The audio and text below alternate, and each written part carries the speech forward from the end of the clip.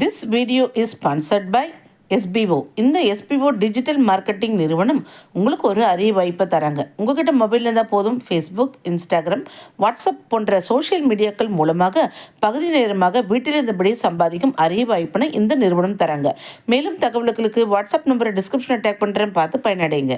Skip பண்ணாதீங்க. பெரிய தப்பு. தினம் 300 ரூபாய் சம்பாதிக்க அரிய வாய்ப்பு. இன்ஸ்டாகிராம், ஃபேஸ்புக் பயன்படுத்த தெரிந்தால் போதும், content post and content publishing மூலமா தினம் 300 ரூபாய் சம்பாதிக்கலாம். இந்த வேலை செய்ய 5 நிமிடம் போதும். Work training support, group communication support, all language customer live chat support, முக்கியமா சொந்தமா ஒரு பிசினஸ் ஸ்டார்ட் பண்ற அளவுக்கு உங்களால கற்றுக்கொள்ளவும் முடியும், சம்பாதிக்கவும் முடியும். இந்த வேலை வாய்ப்பு வழங்குவது 5 வருடத்திற்கு மேல ரன் ஆகிட்டு இருக்க நம்ம தமிழ்நாட்டு company school of business organisation private limited. மேலும் விவரங்களுக்கு டிஸ்கிரிப்ஷன்ல கொடுத்திருக்க நம்பருக்கு வாட்ஸ்அப் பண்ணுங்க.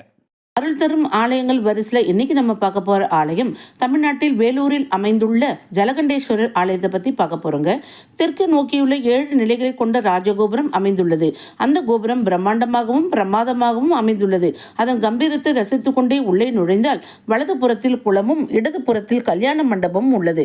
கல்யாண மண்டப தூண்கள் மற்றும் கோயிலின் மற்ற தூண்களில் கண்ணை கவரும் ஆன்மீக சிற்பங்கள் செதுக்கப்பட்டுள்ளன. கோயிலின் வெளிப்பிரகாரத்திலும் உள்பிரகாரத்திலும் கோயில் சுவர்களை ஒட்டி 6 அடி அகலத்திற்கு அழகிய வேலைப்பாடுகள் கொண்ட தூணை கொண்டு கட்டப்பட்ட மண்டபம் முழு நீளத்திற்கும் அமைந்துள்ளது. கோயிலின் வடமேற்கில் வசந்த மண்டபத்தையும் அதை ஒட்டி கிணற்றையும், வடகிழக்கில் வெளிப்பிரகார யாகசாலையும், அடுத்த தென்கிழக்கில் உற்சவ மண்டபத்தையும், வெளிப்பிரகார மடப்பள்ளியையும் காணலாம். உள்ளே நுழையும் போது வலம்புரி விநாயகர் அமர்ந்திருப்பதை காணலாம். வலம்புரி விநாயகரை தரிசித்து மேலே சென்றால் கோயிலின் நிர்வாக அலுவலகம் உள்ளது. இதனைத் தொடர்ந்து உட்பிரகார மடப்பள்ளி உள்ளது. அடுத்து 63 நாயன்மார்கள், பிள்ளையார், சப்த கன்னியர், வீரபத்திரர் ஆகியோர் உள்ளனர்.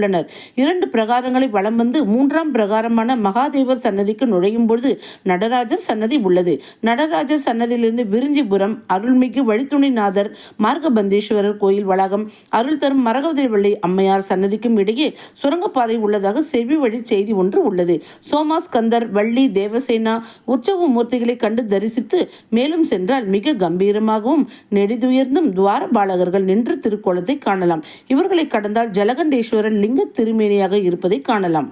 கோயிலின் கிணற்றில் அருகே கங்கா, பாலாறு, ஈஸ்வரனும் அதன் அருகே காலபைரவரும், அடுத்து நவகிரக சன்னதியும் சனீஸ்வரரும் நந்தி தேவரும் உள்ளனர்.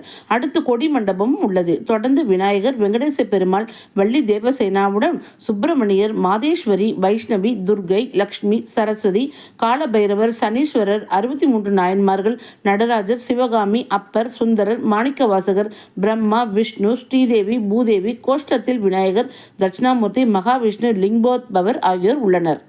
மூலவர் சன்னதியின் முன்பாக கொடிமரம் மற்றும் பலிபீடம் ஆகியவை காணப்படுகின்றன. அருகில் நந்தி தேவர் உள்ளார். இங்குள்ள மூலவர் ஸ்வரகண்டேஸ்வரர் என்றும் ஜலகண்டேஸ்வரர் என்றும் அழைக்கப்படுகிறார். இங்குள்ள இறைவியின் பெயர் அகிலாண்டேஸ்வரி என்று அழைக்கப்படுகிறார். அம்மன் சன்னதி சுவர்களில் விநாயகர், மாதேஸ்வரி, வைஷ்ணவி, பிராமி, லக்ஷ்மி, சரஸ்வதி ஆகிய தெய்வ விக்கிரகங்கள் எழிலோடு பதிக்கப்பட்டுள்ளன. அம்பாள் சன்னதியின் இருபுறமும் கம்பீரமாக துவார பாலகியர்கள் உள்ளனர். அம்பாள் சன்னதியின் எதிரே 1981ஆம் ஆண்டு மயிலை குருஜி அவர்கள் துவக்கி வைக்கப்பட்ட நவசக்தி ஜோதி என்னும் நந்தா விளக்குகள் உள்ளன. அம்மன் சன்னதியை சுற்றி கோடி தீபம் என்ற இலக்கை நோக்கி தீபங்கள் ஏற்றப்படுகின்றன. ஜலகண்டேஸ்வரர் அந்நாளில் ஜ்வரகண்டேஸ்வரர் என்று அழைக்கப்பட்டுள்ளார். ஜ்வரகண்டேஸ்வரர் என்றால் ஜுரத்தை அழிக்கும் ஈசன் என பொருள். ஜ்வரகண்டேஸ்வரர் என்பது பின்னாளில் மருவி ஜலகண்டேஸ்வரர் என மாறியது. இக்கோயிலுக்கு அரப்பாக்கம், முறுக்கேரி, சித்தேரி, அரும்பரட்டி, சதுப்பேரி, சத்துவாச்சாரி, பெருமுகை, சேக்கனூர், சமங்கி நெல்லூர் ஆகிய 9 கிராமங்களை சின்ன பொம்மு நாயக்கர் விஜயநகர பேரரசிடம் இருந்து மானியமாக பெற்று தந்துள்ளார். இவை அனைத்தும் வேலூருக்கு அருகிலேயே உள்ளன. கோயிலின் முதல் கோபுர நுழைவாயிலின் 2வது நிலையில் வலது தூணில் மேற்கு புறம் 2 புடைப்பு சிற்பங்கள் உள்ளன. அவற்றில் உயர்ந்து காணப்படுவது சதாசிவ தேவ மகாராயர் மன்னர் ஆவார். அருகில் உள்ள சிறிய உருவம் சின்ன பொம்மு நாயக்கர் ஆவார். இவை இரண்டும் இக்கோயிலை கட்டிய பொம்மிரெட்டி, திம்மிரெட்டி என பரம்பரையாக கூறி வருகின்றன. இது தவறான தகவலாகும்.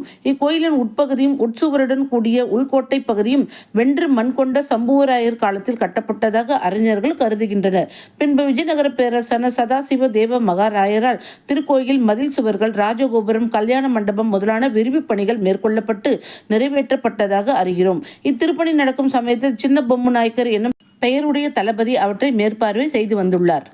வாழ்வில் ஒரு முறையேனும் இந்த அற்புத தலத்தை தரிசித்து வருதல் நலமாகும். மீண்டும் அடுத்த பதிவில் சந்திப்போம்.